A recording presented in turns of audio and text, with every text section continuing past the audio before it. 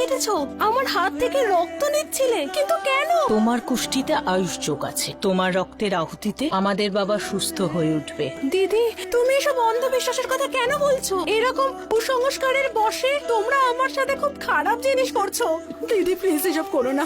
দুটো বাচ্চার বাবাকে বাঁচিয়ে তুমি তো পুণ্যের কাজই করছো। আজ এখানেই তোমার রক্তের আহুতি দেব। চলো না দিদি প্লিজ। জয়, বাবার কি হয়েছে? বাবার শরীর তো আরো খারাপ হচ্ছে। আর রক্তদান করে কাজ হবে না, তাহলে আমাদের সিমরানের বলি দিতে হবে।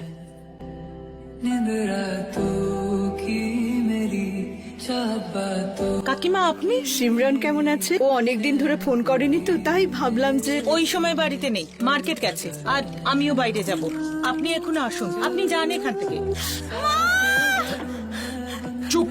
সিমরান, সিমরান, সিমরান, বাইরে এসো তোমরা। ছেড়ে দাও আমাকে। গাড়িটা বার করো। না না, প্লিজ আমাকে ছেড়ে দাও। নিজের বাবার নাম নাও আর বলি দাও। দাঁড়াও, হাত লাগাতে পারবে না আমার মেয়েকে।